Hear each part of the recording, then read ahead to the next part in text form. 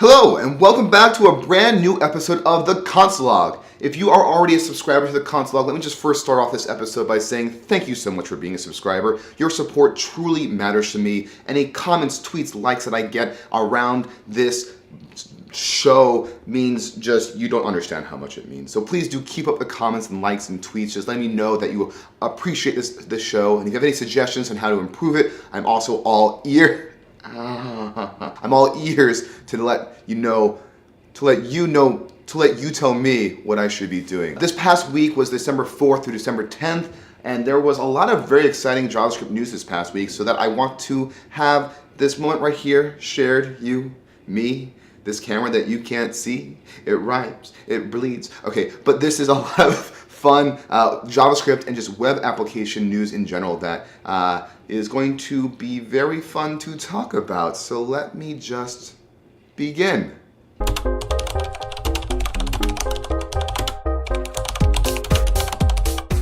The first big news item of the week is that React has started a new RFC process. And RFC is the request for comments. And that is a process that, as they wrote in their blog post, inspired by the Yarn, Ember, and Rust communities. And it is a process when somebody has some idea for React that they want to either add an API, change an API, or remove an API. And this is an idea that's bigger than just a bug fix or a performance improvement.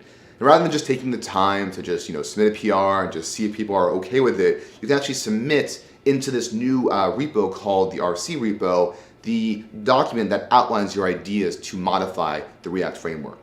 And this is great because it's a way for the React core team to incorporate the community at large. There's already one big pull request that is open using this RFC method, and that is the context API, a oft discussed experimental feature that is used more than most people would probably should, but they have actually taken some time to use this RFC process to discuss the merits, the drawbacks, the pros, the cons, the east, the west, the souths, the norths about this new context API. And the pull request is quite long.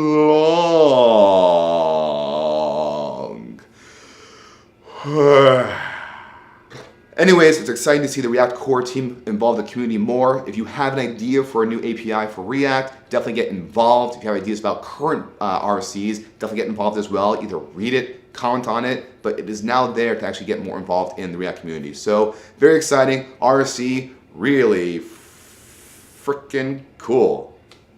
Happy birthday to you. Happy birthday to you. Happy birthday to JavaScript. It's JavaScript's birthday. That's right. Last Monday, December 4th, 1995, is when Netscape and Sun announced JavaScript to the wild, wild web. That means that JavaScript is now over 22 years old. It is now out of college and looking for a job. So if you know of any JavaScript jobs, let JavaScript know. The announcement for JavaScript was in typical enterprise-y fashion, pretty wordy. It says, Netscape and Sun announced JavaScript, the open, cross-platform, object scripting language for enterprise, networks, and the internet. 28 industry-leading companies to endorse JavaScript as a complement to Java for easy online application development.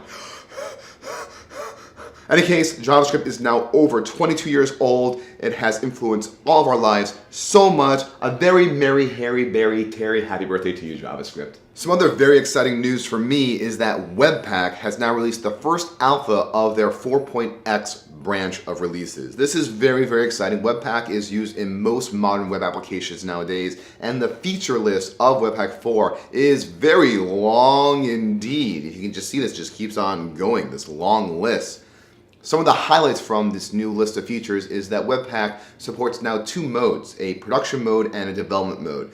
And by default, production mode will do things to make your generated assets a little bit more efficient for production environments.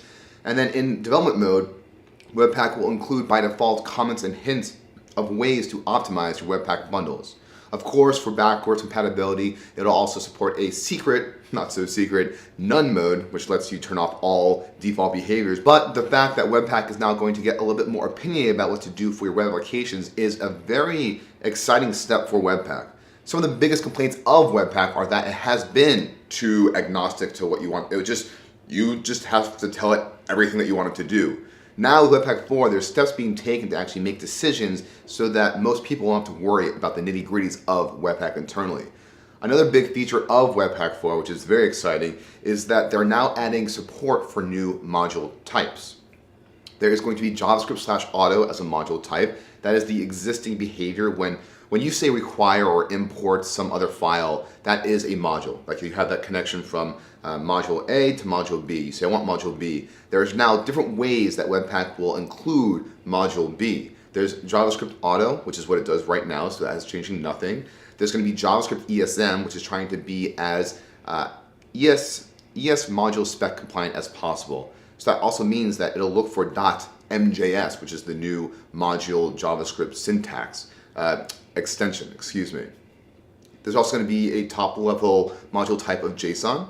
And then also, very exciting, is WebAssembly, having a top-level module type of WebAssembly. So again, Webpack 4.0, very exciting release. It's going to be very exciting once that hits final.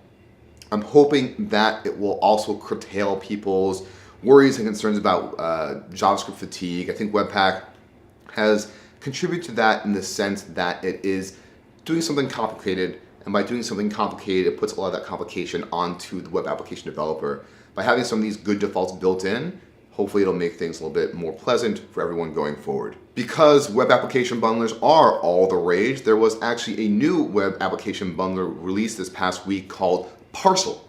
Parcel was released as a blazing fast, zero configuration web application bundler. The easiest way to think about Parcel is that it is like Webpack with all of the most popular and native plugins for your Webpack builds all rolled into one. It doesn't use Webpack at all, but it has all of the basic features that you normally add to Webpack built in.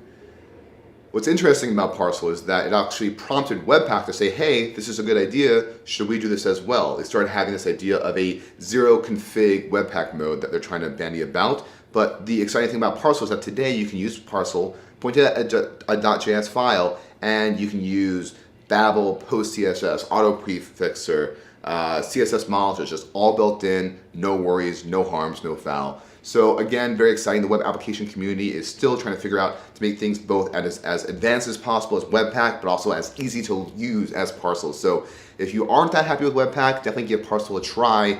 Potentially there's a way to share these ideas in the ecosystem that Webpack will grab some of those ideas from Parcel, and just the process of making the application will just become easier going forward. So win-win, Parcel awesome. The code base is also very fresh and clean, very clean code base, which I always enjoy seeing. So that was your console log show this week.